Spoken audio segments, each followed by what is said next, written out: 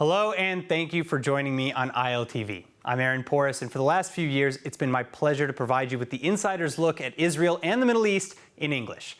Your support for us means the world. But there's so much more of Israel to see and do. That's why I'm honored to introduce our all-new streaming platform, ILTV+, where you'll find all of the classic and original ILTV content that you know and love, plus so much more. I'm talking more direct engagement with me and the ILTV team, live streams from holy sites, interviews and lectures with the nation's top minds and personalities, and virtual walking tours across the country, just to name a few. What you won't find are ads, sponsored content, and special interests. It's just Israel 24/7 in the palm of your hand. So sign up for your free trial today at ILTV.tv or through the Apple app and Google Play stores. See you there.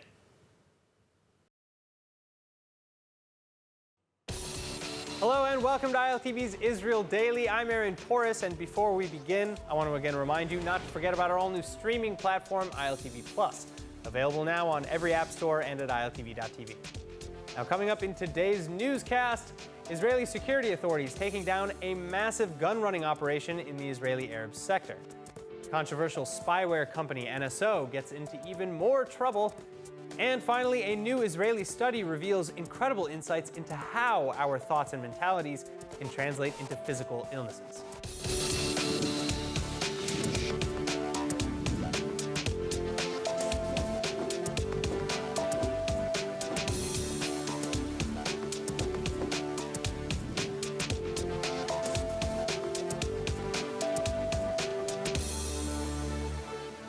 We start tonight in the Israeli Arab sector. Efforts to curtail the ongoing violence bearing some fruit overnight on Tuesday.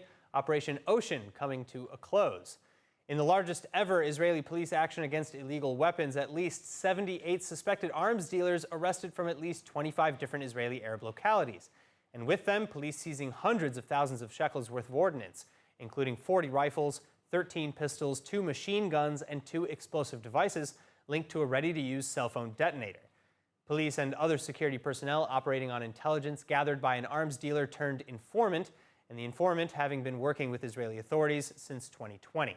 Despite winning this battle, however, the war on violence and neglect in the Israeli Arab sector far from over, and Prime Minister Naftali Bennett saying as much just last month in discussing the government's plans for addressing the problems.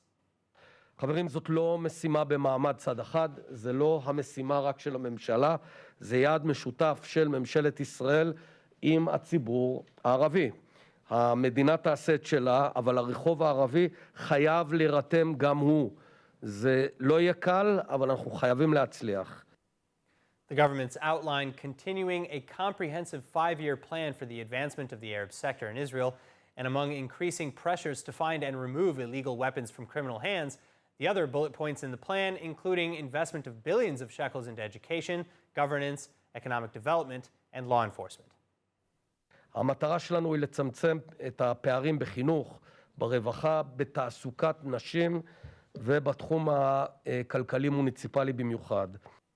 In other news, the pressures on the Israel-based spy tech company NSO quickly mounting. For one, NSO group recently blacklisted by the U.S. for developing spyware that's, quote, used by foreign governments to maliciously target various individuals, including political dissidents, rights activists, journalists, government officials, and more. And this on top of NSO already facing ongoing international investigations into the alleged abuses of its Pegasus software. Then now, adding insult to injury, Mexico arresting a businessman for using Pegasus to spy on opponents and journalists, and members of the Palestinian Al-Haq organization recently listed by Israel as linked to terror group the PFLP, also now alleging that Pegasus software was used on their devices, and they're calling for an ICC probe. Israel, meantime, denying any connection to the company or its actions. NSO is a private company. It is not a governmental project, and therefore, even if it's designated, it has nothing to do with the policies of the Israeli government. So what lies in the future for NSO? Joining me to discuss is founder and CEO of Cyber Team 360 and associate with the Institute for Counterterrorism at Reichman University, Oren Elimelech. Owen, it's great to have you with us. Now, Israel reportedly is lobbying the United States to reverse its blacklisting of NSO, arguing that the United States is implicitly accusing Israel of harming American interests. Do you think that this argument holds water, or would you agree with the United States' blacklisting? I do not agree with the US blacklisting because from my perspective, this is only a facade. It's not actual because this is, US is also using it and it's due to political pressure throughout the world.